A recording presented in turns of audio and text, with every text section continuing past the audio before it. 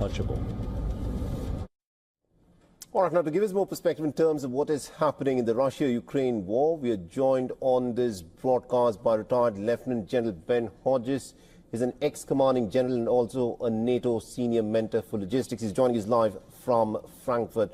General Hodges, thank you very much indeed, sir, for joining us here on WION. Now, this is an interesting statement by the sitting Chancellor of Germany, where he has said that Germany wants to lift all restrictions on the range to which Ukraine can in fact hit in this war, and any military target inside Russia that it deems fit needs to be hit. But then he later also climbed down from that position, saying that he's not saying anything new. In your assessment, a statement like this at a time when negotiations are ongoing for some kind of a deal, what does it do to that? Well, first of all, there are no legitimate negotiations happening. The Trump administration has failed miserably to make any meaningful progress with negotiations. And so now we see that Europe realizes this, and that the President Trump has been played or outmaneuvered by President Putin. And so the Europeans have to act more decisively to help Ukraine, which of course is also helps provide for their own security. That's number one. Number two, what the Bundeskanzler, Herr Merz, is doing, of course, this is leadership. This is German leadership that we have all been waiting on for so long, leading by example. And all he's doing is common sense. He's telling the Ukrainians, we're providing you a capability, you use it where you think it's most needed, in accordance with the law of armed conflict, of course. And I think the Ukrainians will know where to use this weapon best, what priority targets they have. But I think this will help Ukraine hit Russian airfields from which these bombers have been taking off, killing innocent Ukrainian civilians. And so it's better to kill the archer than to try and knock down all the arrows. And I think this will give Ukraine some better capability there. There is no one game-changer weapon. Be clear about that. But this will help. Interesting. You say that there are no serious negotiations for deal, and you also say that Donald Trump perhaps realizes that he's getting played by Putin. But the Russians have been very clear. Any Western nation that sends weapons to Ukraine to be used on Russia could itself potentially become a target itself if it is giving these long-range weapons to target cities deep inside Russia. Does this not now mean that Germany would enter into a phase where it could come under attack because it could be supplying these long-range Taurus missiles? Well, two things. First of all, we have been providing weapons to Ukraine for more than 3 years. Actually, going back to the first Trump administration when we provided Javelin to the Ukrainians. So this is not something new. And the Russians continuously threatening anybody that does something to help Ukraine, somehow creating this narrative that the Russians are the victims here, of course, is typical Russian nonsense and a false narrative. Ukraine has the right to defend itself, and I think it's appropriate that we help Ukraine defend itself against these attacks that are killing innocent Ukrainian civilians. My quick final question to you is this. By giving these long-range weapons, do you think these European powers are pitting themselves in a direct conflict with the Russians? Well, they already are. I mean, the Russians already act as if they're at war with all of us. The destruction of infrastructure in the Baltic Sea, constant violations of airspace and disruption of freedom of navigation, as we saw happening just the other day in the Baltic Sea with Estonia, the murders, the disinformation, the constant cyber activity. All of these things are, these are not coincidental. This is how Russia behaves. And until we get serious and stop them, it's only going to get worse. All right. Interesting. Thank you very much indeed, General Hodges, for joining us with that perspective there. Thanks for the privilege. Dr. Glenn Diesen is a professor of international relations at the University of Southeastern Norway. He's now joining us live on this broadcast from Oslo, Norway. Dr. Diesen, good to see you and Happy New Year to you. Is it possible to understand what really President Volodymyr Zelensky wants? On one end, he's asking for a diplomatic way to end this war, but on the other, he's still provoking Moscow? Yeah, no, I think, well, he still wants to continue a long war, and I think this has been quite clear because he keeps warning against a peace, which would be too rushed.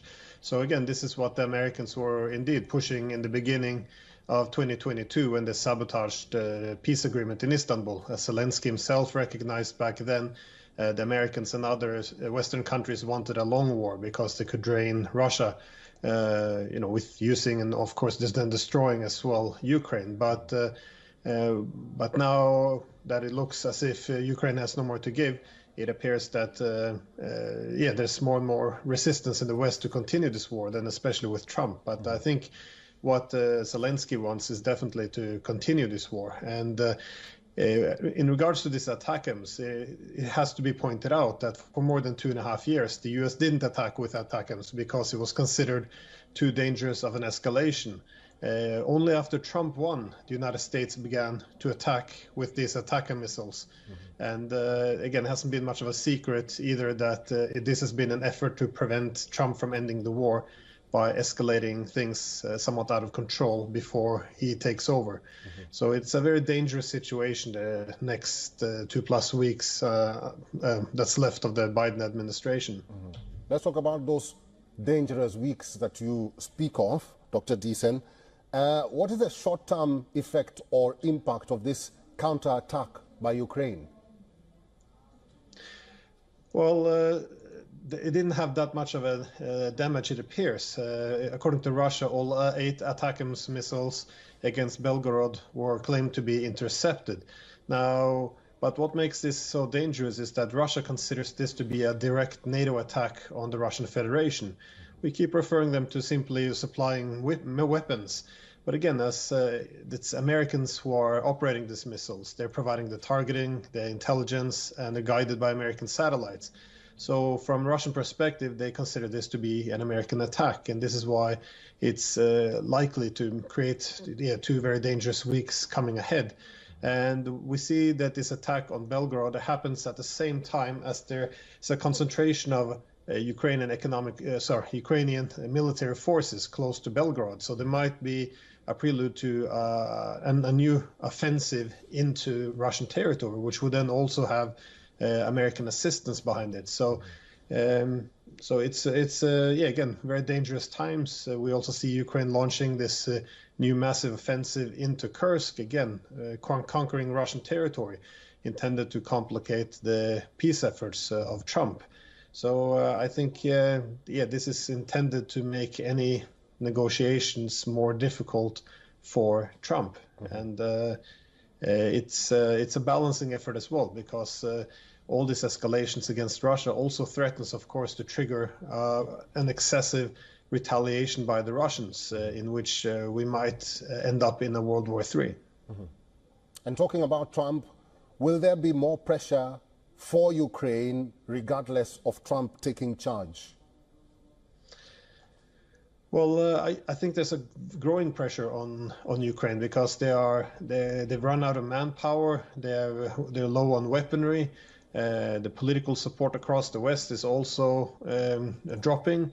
Also, what in the Western media doesn't want to talk too much about is the fact that latest polling shows that only 16% of Ukrainians want to continue fighting. Even if you look at the polling across all of Ukraine, you can't find a single oblast anymore where you have a majority wanting to fight. So the discourse in Western capitals, which say, we have to support Ukraine, it's no longer coincides with reality, as most Ukrainians don't want to continue this war. And again, more and more Ukrainians, I believe, also see themselves as being used as a proxy by the West to go after the Russians. So I think it's a lot of pressure growing now on Ukraine, which is why they also appear to be folding to the American demands of reducing the recruitment age down to 18-year-olds, so they can begin to also get the Ukrainian teenagers into the trenches.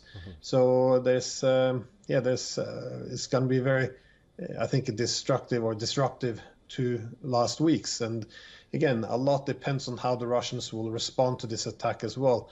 I wouldn't be surprised if we'd see Oreshnik missiles with warheads this time being used against Ukrainian territory, maybe even Kiev. I hear now some chatter in Russia about perhaps the need to remove Zelensky, given that he would resist all efforts of ending the war. So there could be some immense escalations on both sides before Trump takes power.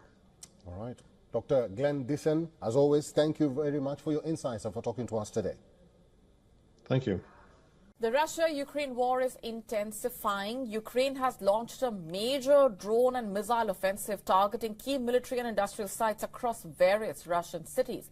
Ukrainian forces deployed dozens of drones hitting several Russian regions far from the front lines, causing widespread damage and triggering intense fires at gas storage facilities and industrial sites. 5 Russian cities, including Kazan, Bryansk, Tula, were reportedly targeted in the overnight bombardment. Ukrainian officials confirmed that the strikes had targeted a range of key military and industrial sites, including oil refineries, air defense systems, and weapons manufacturing facilities. One such facility, the plant in Kazan, was damaged, which is considered vital to Russia's military-industrial complex. Among the hardest hit areas was the city of Engels, home to an airbase housing Russia's nuclear-capable bombers, was one of the primary targets. A drone strike caused damage to an industrial enterprise there. In the Saratov region, which lies about 500 kilometers southwest of Kazan, 2 industrial sites were damaged. The attacks disrupted daily life, forcing schools to close and grounding flights at several airports. In the Tatarstan region, a drone strike hit a gas storage tank near the city of Kazan, sending thick smoke and flames billowing into the sky. These attacks are part of Ukraine's ongoing strategy of targeting Russian military and energy infrastructure in what it calls retaliation for Russia's continued strikes on Ukrainian territory.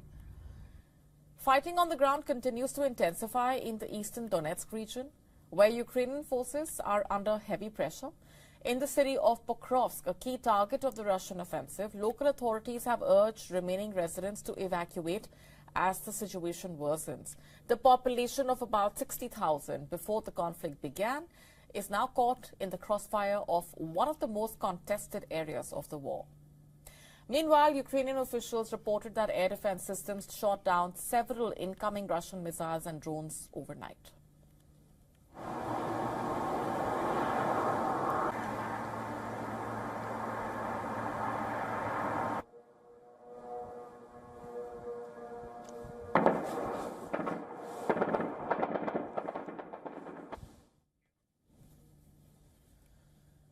This escalation in the ongoing conflict comes just days before the inauguration of U.S. President-elect Donald Trump, who has expressed interest in negotiating an end to the war. Trump has vowed to engage directly with both Russian President Vladimir Putin and Ukrainian President Volodymyr Zelensky in an effort to bring an end to the war, which he described as a bloody mess. Russian Foreign Minister Sergei Lavrov has accused the U.S. of conspiring to sabotage the Turk Stream gas pipeline, which is a major route for Russian gas to Turkey and Europe. In a press conference, stated the U.S. was supporting terrorist actions to destabilize Europe's energy supply, and that Washington had encouraged Ukraine to target Turk Stream following the prior sabotage of the Nord Stream pipeline. I'm very sure that the United States does not need any competitor in any area.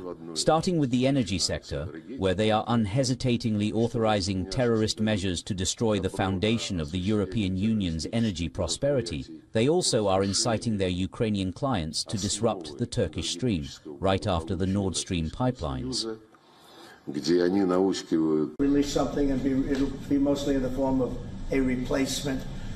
And I'd like to have Mark, and again, just a highly respected, pretty young guy, for having had the career that he's had, because he had an amazing career before going to NATO. So and we spent a lot of time together over the last couple of months. And if you could say a few words. Absolutely. No, Mr. President, dear Donald, this is really big. This is really big. You called me on Thursday that you had taken a decision. And the decision is that you want Ukraine, what it needs to have to maintain, to be able to defend itself against Russia, but you want the Europeans to pay for it, which is totally logical.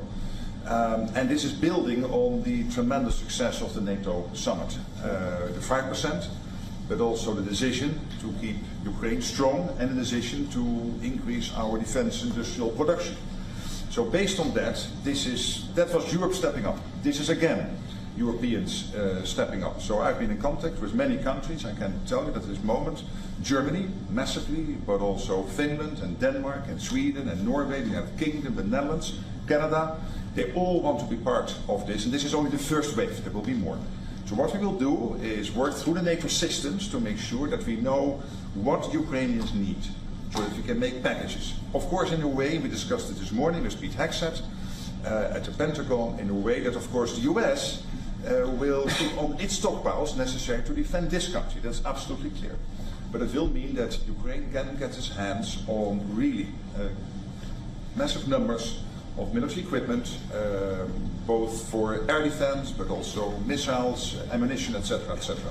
So if I was Vladimir Putin today and hear you speaking about what you are planning to do in 50 days and this announcement, I would reconsider whether I should not take negotiations about Ukraine more seriously than I was doing at the moment, if I was Vladimir Putin. But when I'm Ukraine, I think this is really great news for them. So I really want to thank you for that. And it means the Europeans paying for it.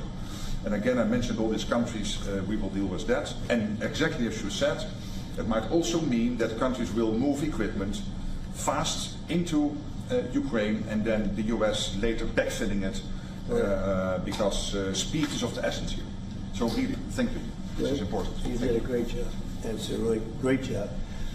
We've been very successful in settling wars. You have India, Pakistan, you have Rwanda and the Congo. That was going on for 30 years. India, by the way, and Pakistan would have been a nuclear war within another week, the way that was going. That was going very badly. And we did that through trade.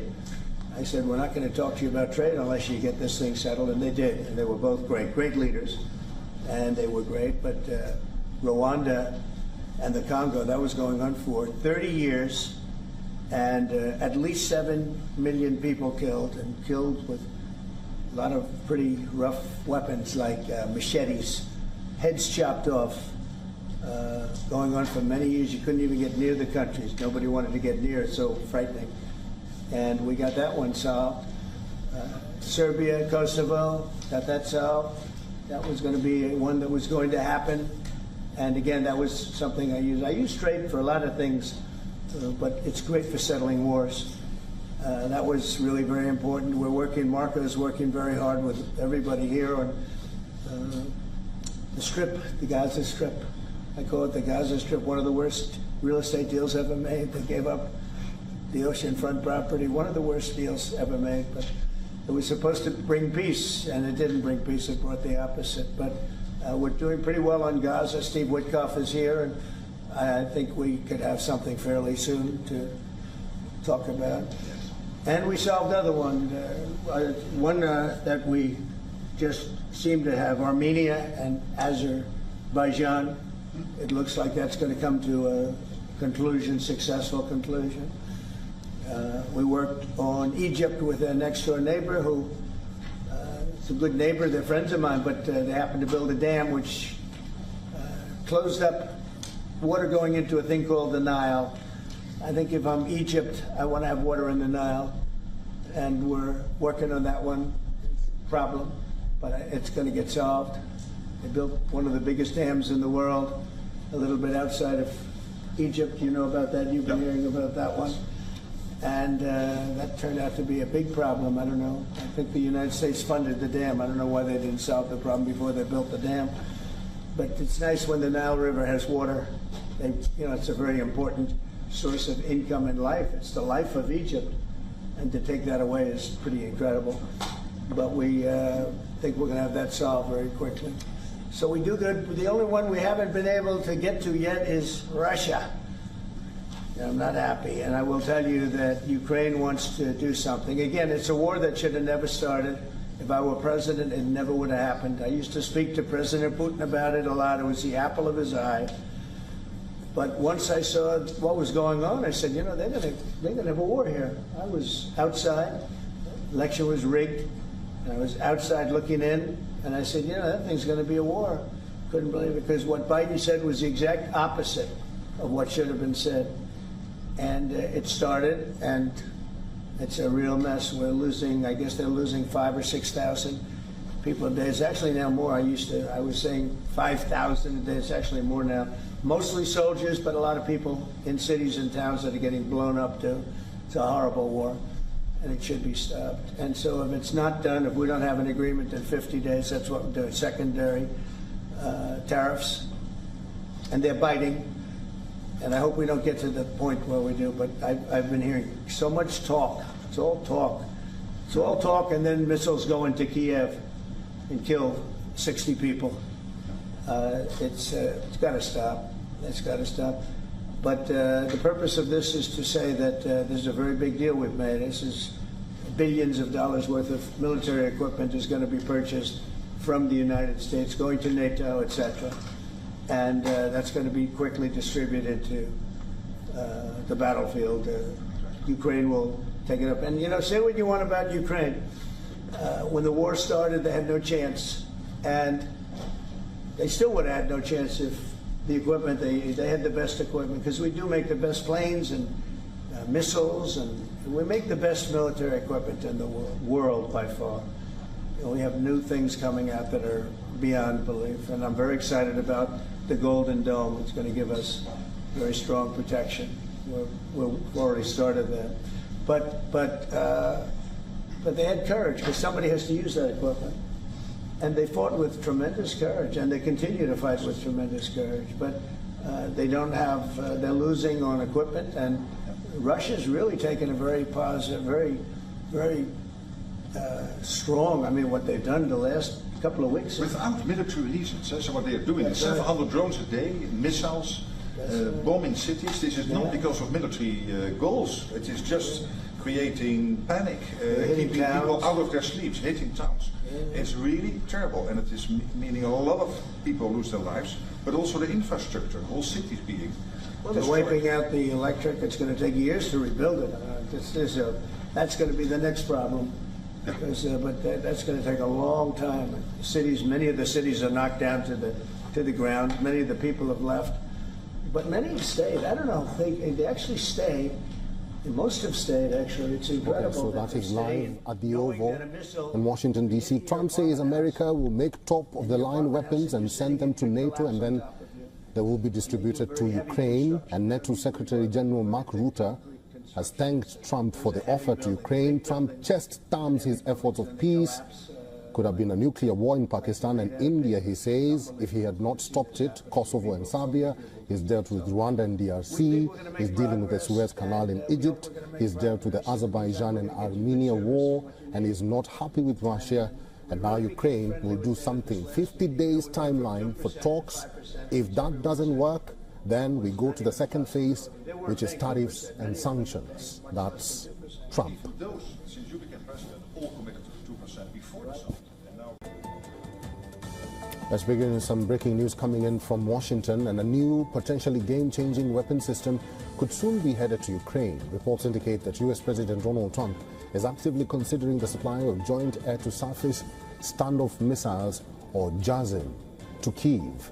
This highly advanced stealthy cruise missile, especially its extended range variant, could drastically alter the strategic calculus on the Ukrainian battlefield, giving Kyiv unprecedented deep strike capabilities. This is not merely an incremental upgrade, it's a potential strategic game changer poised to redefine the depth and reach of Ukrainian firepower. These sophisticated air-launched cruise missiles are slated to arm Ukraine's burgeoning fleet of F-16 fighters. Armed with these stealthy missiles, Ukrainian pilots can strike deep behind enemy lines from relative safety. The standard JASSM boasts a formidable range of approximately 370 kilometers, already surpassing Ukraine's current inventory of Storm Shadow and ATACMS missiles, which marks out at around 300 kilometers. However, the true terror for Russian forces lies in the JASIM-ER, or extended range modification capable of hitting targets at astounding 1,000 kilometers away, which would easily have Moscow and much of Russia in its crosshairs.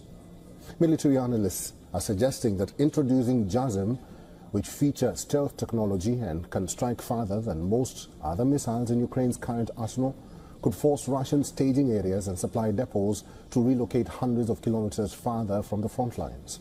This would severely complicate Russia's ability to sustain its offensive operations and potentially provide Ukraine with a strategic advantage by disrupting logistics networks that have been crucial to Russian military operations.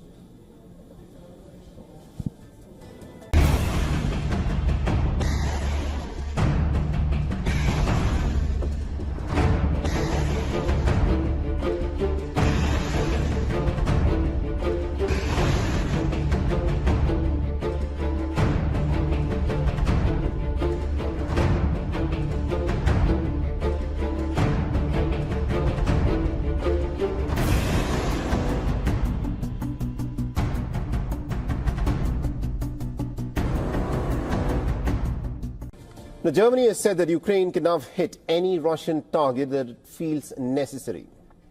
Berlin has also signaled that it would no longer publicly announce what and how many weapons it would be sending to Ukraine. Moscow has once again issued a stern warning to Berlin, calling it a dangerous move. But the big question is this: will Germany provide the Taurus missiles to Ukraine, and why? It could tilt the scales in Kiev's favor. Take a look. This week, the battlefield in Ukraine has exploded into chaos. Russian forces have unleashed relentless waves of missiles and drone swarms, pounding Ukrainian cities from Kharkiv to Odessa. Air raid sirens wail night and day. Firefighters race from one smoldering ruin to another. Ukraine's defenses are stretched thin. Now, in a new twist, Germany has dropped a bombshell. Berlin has declared it will no longer reveal the types or quantities of weapons it's sending to Ukraine. But behind this veil of secrecy, one name is electrifying military circles. The Taurus missile, if delivered, this stealthy, precision-guided cruise missile could be the game-changer Ukraine desperately needs. For a Ukrainian military battered by Russia's latest onslaught, the Taurus could flip the script, taking the fight to the heart of Russian logistics and command. For now, Ukraine has a range of long-range weaponry in its arsenal. Ukraine is already using the Storm Shadow missiles against targets inside Russia. Storm Shadow is an Anglo-French cruise missile with a maximum range of around 250 kilometers and made in UK. The French call it Scalp. The American Army Tactical Missile System, or ATACMS, are US-made tactical, ballistic missile with a range of up to 300 kilometers. It is known for its accuracy and speed, reaching up to Mach 3. Then there is Neptune missile, a homegrown Ukrainian missile, initially designed as an anti-ship weapon. It was later modified to strike land targets, including military infrastructure and air defense systems. Now, Taurus, which has an extended range of 500 km, can substantially increase the strike range of Ukrainian military. It can penetrate through dense air defense systems and destroy the hardened bunkers on ground. Until now, Germany under Olaf Scholz refused to hand over Taurus, fearing escalation. But Friedrich Merz has long criticized that caution. While Merz hasn't confirmed the delivery yet, his new policy of secrecy signals a shift from hesitation to resolve. Moscow is furious and has warned Berlin, pointing towards its changing stance. Yesterday he made such a pretentious statement that from now on and forever there will be no range restrictions on strikes.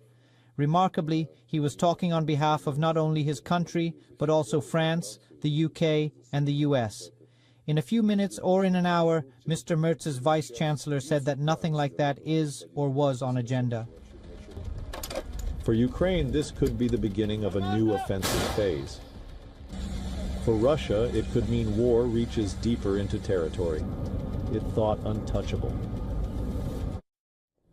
All right, now to give us more perspective in terms of what is happening in the Russia-Ukraine war, we are joined on this broadcast by retired Lieutenant General Ben Hodges.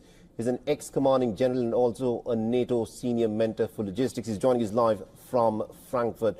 General Hodges, thank you very much indeed, sir, for joining us here on WION. Now, this is an interesting statement by the sitting Chancellor of Germany, where he has said that Germany wants to lift all restrictions on the range to which Ukraine can in fact hit in this war, and any military target inside Russia that it deems fit needs to be hit. But then he later also climbed down from that position, saying that he's not saying anything new. In your assessment, a statement like this at a time when negotiations are ongoing for some kind of a deal, what does it do to that? Well, first of all, there are no legitimate negotiations happening. The Trump administration has failed miserably to make any meaningful progress with negotiations. And so now we see that Europe realizes this, and that the President Trump has been played or outmaneuvered by President Putin. And so the Europeans have to act more decisively to help Ukraine, which of course is also helps provide for their own security. That's number one. Number two, what the Bundeskanzler, Herr Merz, is doing, of course, this is leadership. This is German leadership that we have all been waiting on for so long, leading by example.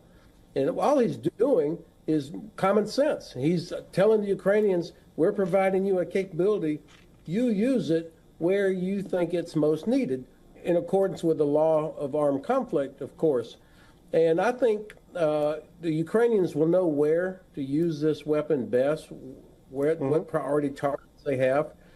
But I think this will help Ukraine hit Russian airfields from which these bombers have been taking off, killing innocent Ukrainian civilians. And so it's better to kill the archer than to try and knock down all the arrows. And I think this will give Ukraine some better capability there. There is no one game-changer weapon. Be clear about that. But this will help. Interesting, you say that there are no serious negotiations for deal, and you also say that Donald Trump perhaps realizes that he's getting played by Putin. But the Russians have been very clear. Any Western nation that sends weapons to Ukraine to be used on Russia could itself potentially become a target itself if it is giving these long-range weapons to target cities deep inside Russia. Does this not now mean that Germany would enter into a phase where it could come under attack because it could be supplying these long-range Taurus missiles? Well, two things. First of all, we have been providing weapons to Ukraine for more than 3 years. Actually, going back to the first Trump administration when we provided Javelin to the Ukrainians. So this is not something new. And the Russians continuously threatening anybody that does something to help Ukraine, somehow creating this narrative that the Russians are the victims here, of course, is typical Russian nonsense and a false narrative. Ukraine has the right to defend itself, and I think it's appropriate that we help Ukraine defend itself against these attacks that are killing innocent Ukrainian civilians. My quick final question to you is this. By giving these long-range weapons, do you think these European powers are pitting themselves in a direct conflict with the Russians? Well, they already are. I mean, the Russians already act as if they're at war with all of us. The destruction of infrastructure in the Baltic Sea, constant violations of airspace and disruption of freedom of navigation, as we saw